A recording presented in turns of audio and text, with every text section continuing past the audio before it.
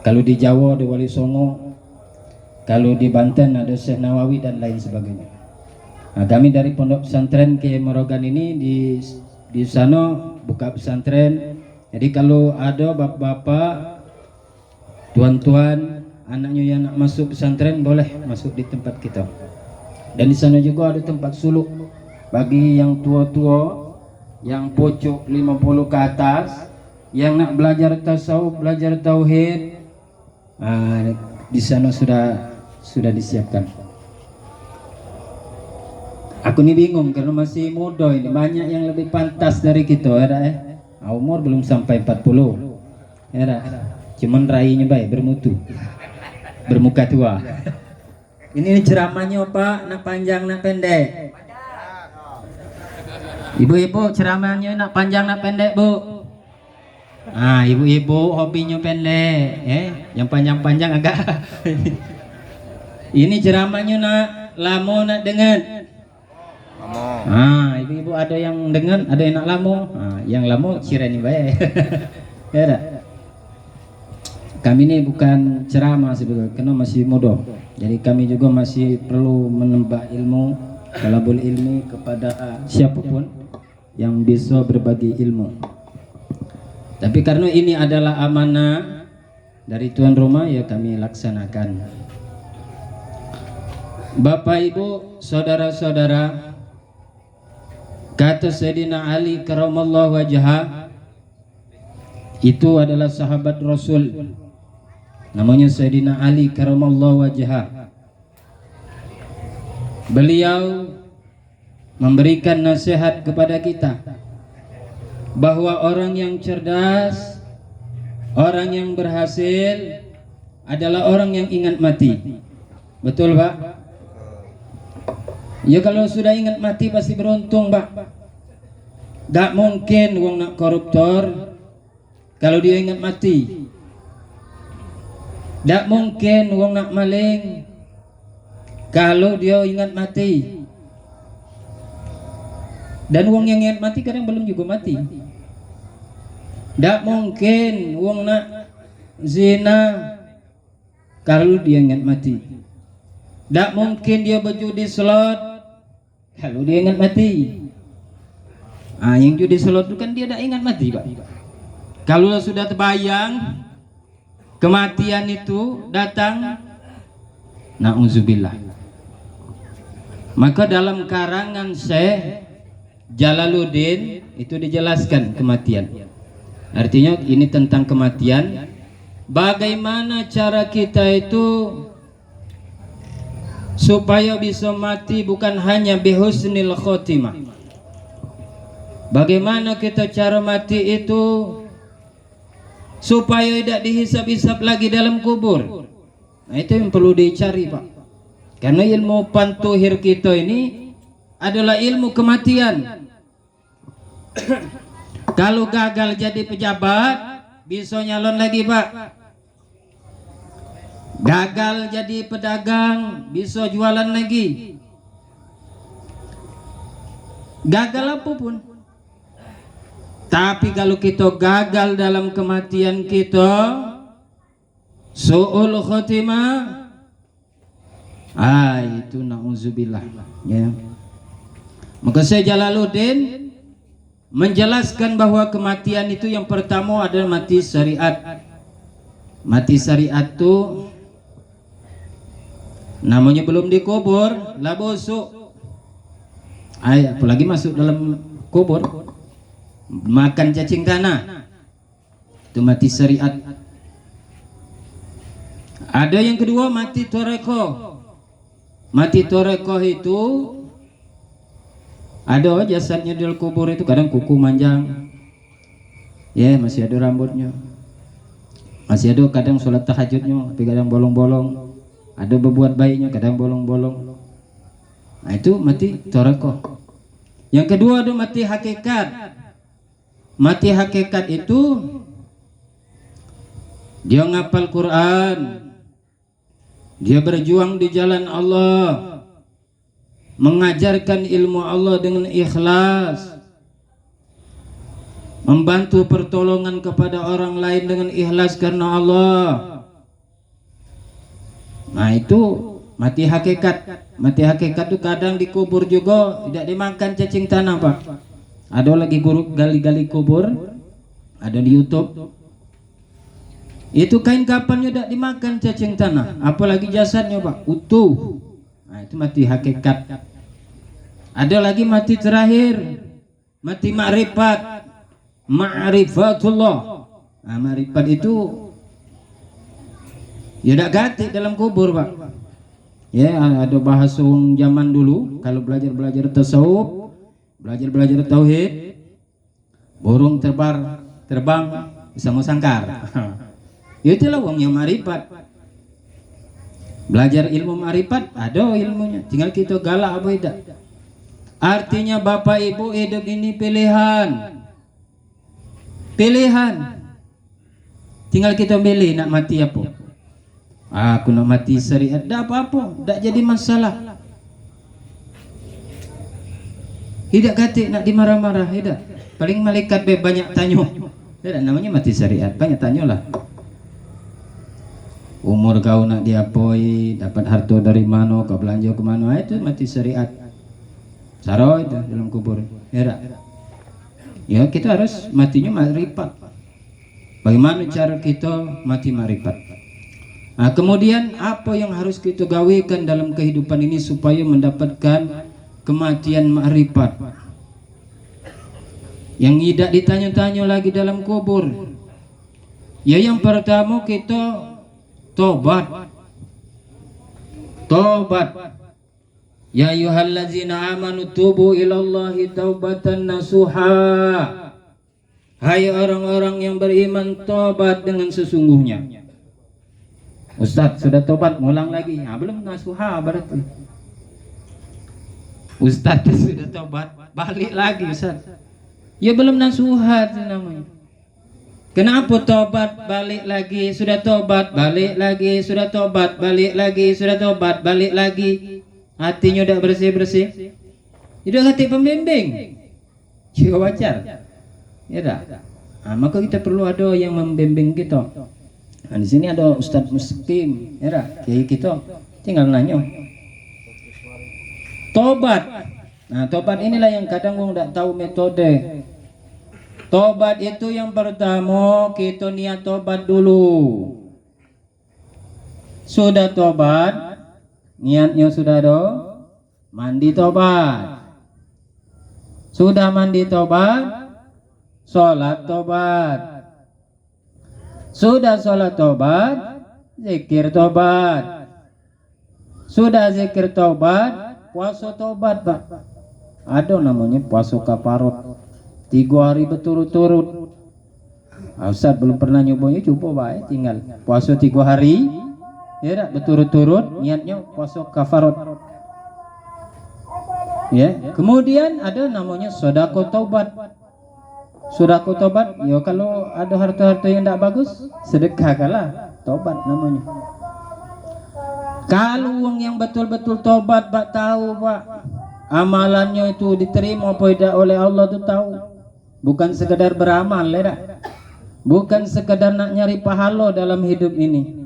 Kalau pahala itu sudah pasti. Kalau berbuat baik ada pahala, kalau berbuat jahat ada dosa. Itu sudah pasti. Tapi untuk meningkatkan amaliyah kita dalam kehidupan sehari-hari itu ya harus ditingkatkan juga secara ibadahnya. Kalau niat nyari pahala Pak mudah, gampang, wong Islam itu. Bapak-bapak hadir ke sini asal niat karena Allah, pahala. Terlalu jauh kalau nak hadir ke sini nak dapat pahala. Bapak bernapas, ibu-ibu bernapas, setiap kali napas itu niatnya karena Allah, lo dapat pahala cuma.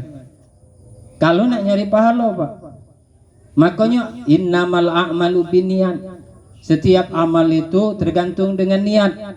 Maka niat itulah yang mesti kita rubah terus.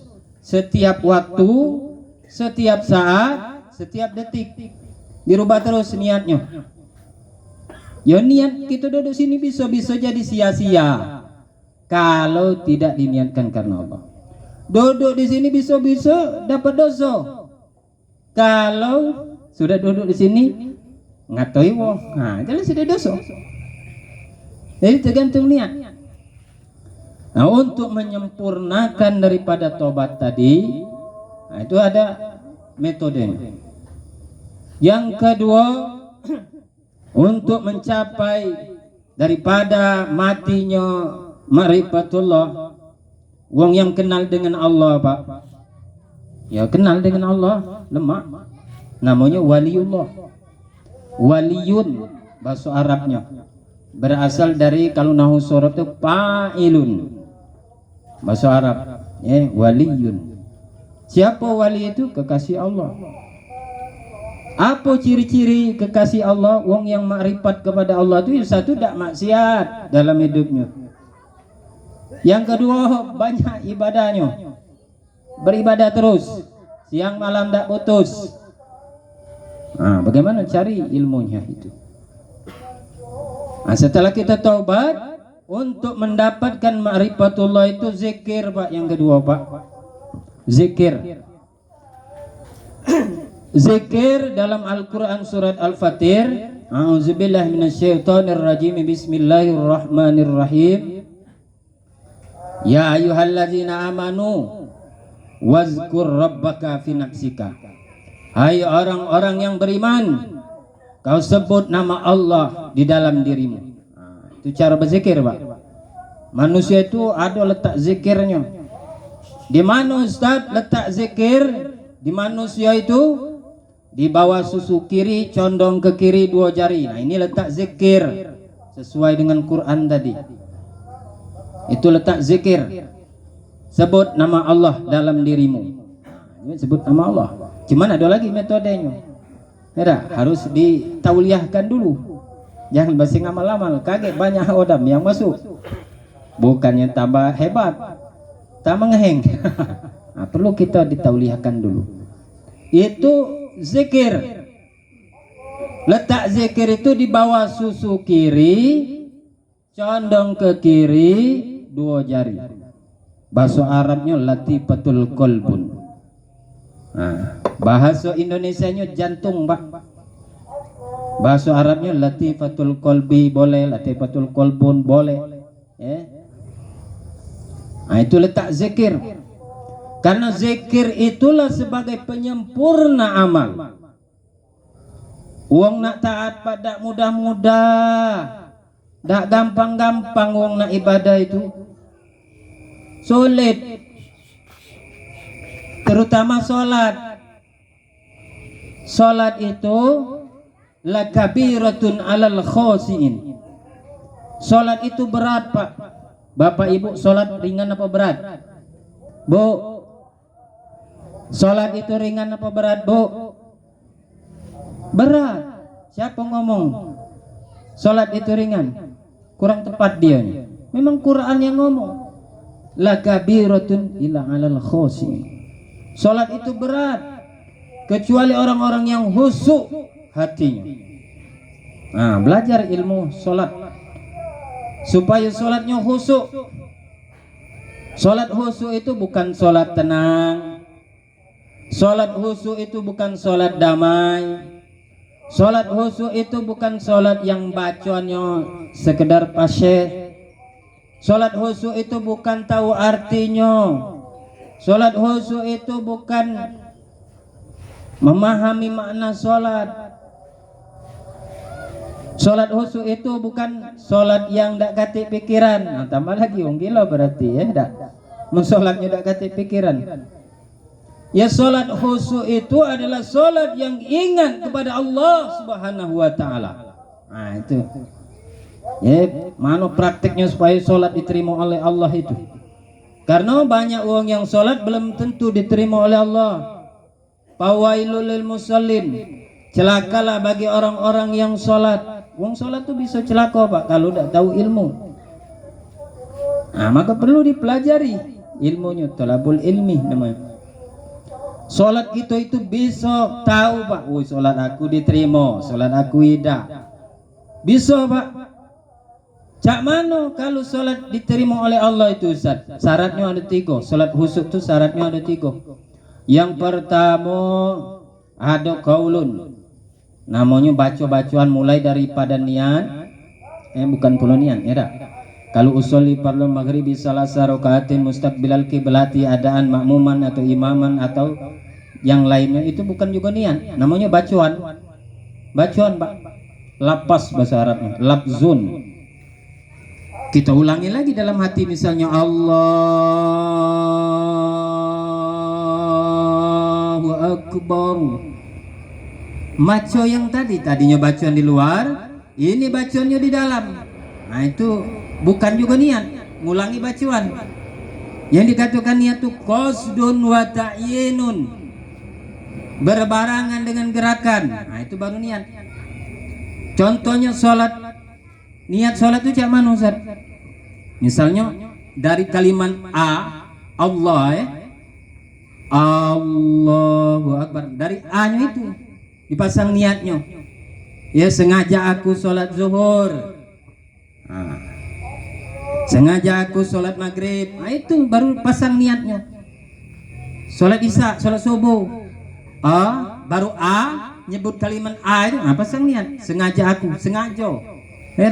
Li istibahati sholati, jadi sengaja dalam sholat itu baru teorinya. Yang kedua ada namanya sholat itu fi'lun. Kalau sholat khusyuk itu namanya fi'lun. Ada gerakan Pak, uang yang sholat itu tidak cukup alang iling, tidak sempurna alang iling itu. Kalau sholat mesti ada ruku wal sujud, ada ruku, ada sujud. Yang ketiga ada kolbun, hatinya Pak. Nah hati tadi kalau belum dapat ilmu zikir Allah tadi, ya tidak bisa khusyuk. Makanya yang datang Allahu Akbar ingat rumah, itu namanya sholat lalai.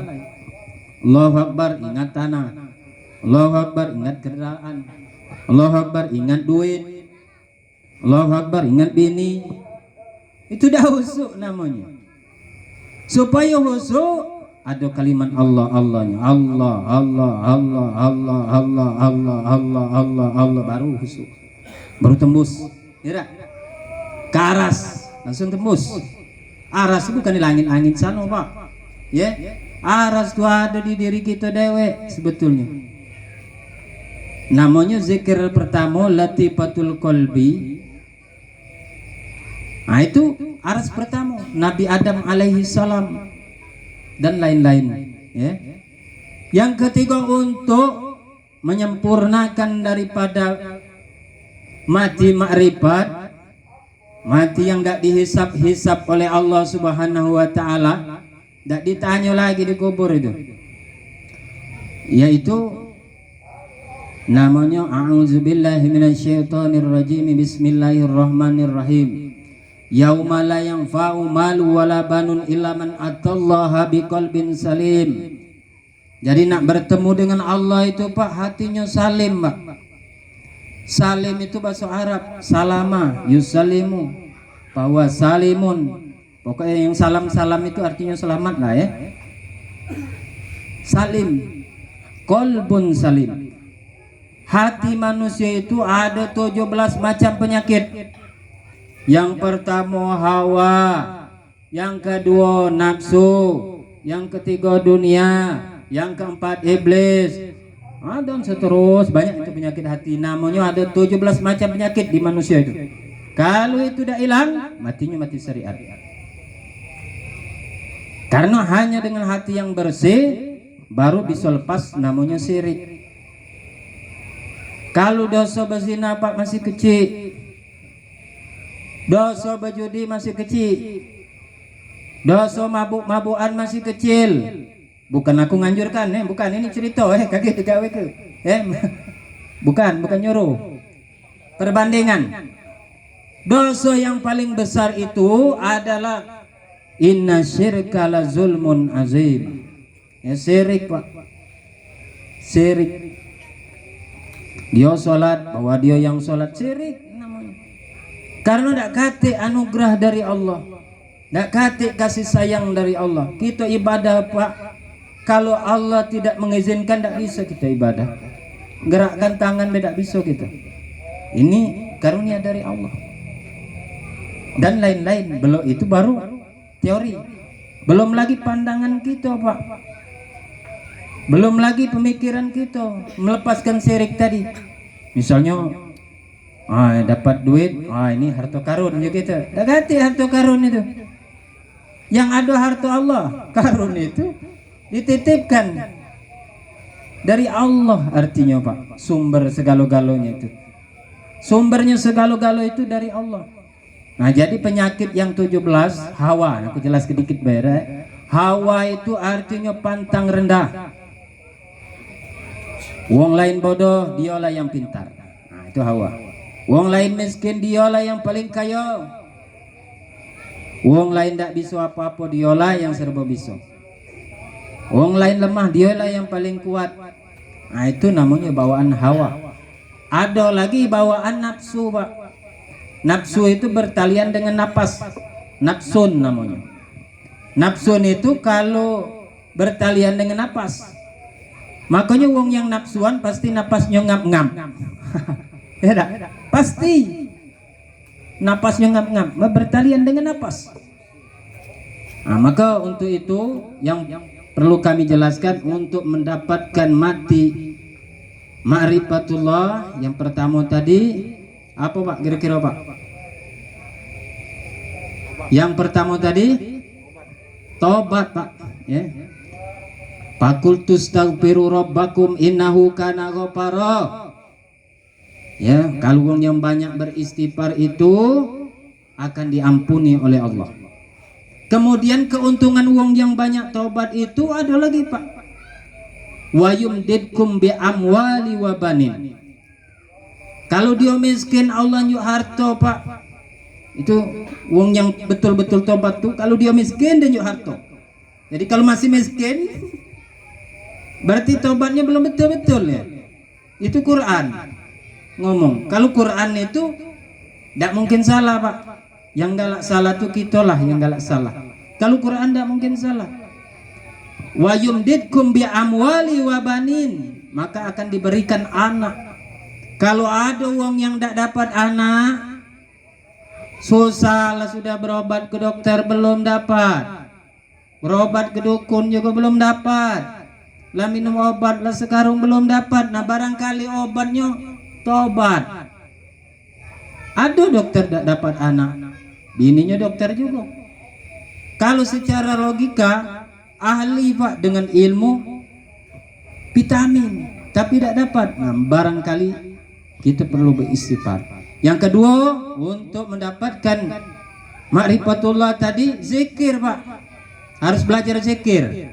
Nah, kami sudah ada tempat kami kalau nak belajar zikir, siap mengajari untuk mendapatkan ma'rifatullah. Ya dah. Bagaimana cara kita melepas syirik? Sebatas mana wong tidak syirik? Nah, itu perlu dipelajari. Kalau la ilaha illallah masih syirik Pak. Jadi Tuhan selain Allah. Artinya masih mengakui Tuhan-Tuhan yang lain selain Allah. Nah, masih ada lagi. Ada musyahadah, ada mukafaha, ada panampilah, ada bakobilah. Itu cara ilmu untuk melepas syirik. Nah, yang ketiga, sucikan hati kita Pak. Kalau nak suci hati itu tidak kata lain, jalannya zikir Pak. Karena zikir itulah untuk penyuci hati. Tidak mungkin rinso Pak. Kalau kita nyuci hati dengan rinso tidak mungkin bersih. Ya, karena Nabi Muhammad dulu sebelum Isra Mi'raj itu kan dibelah dadanya oleh malaikat. Nah, kalau kita umatnya tidak mungkin malaikat nak belah ke tiap umatnya nak dibelah, tiap umatnya nak dibelah. Ya tak? Namanya tidak supinaus, tidak yang terbaru. Nah, maka kita untuk melepaskan itu dengan zikir. Zikir tadi sudah kita kasih tahu. Semoga apa yang kami sampaikan bermanfaat. Terima kasih atas segala perhatian. Mohon maaf atas segala kekurangan. Laqad yurjali syai'il bur'un wala bur'un lima jarha bilisan. Kalau pedang melukai tubuh masih ada harapan sembuh. Kalau lidah melukai hati kemana obat akan dicari. Mohon maaf lahir batin. Wassalamualaikum warahmatullahi wabarakatuh. Alhamdulillah.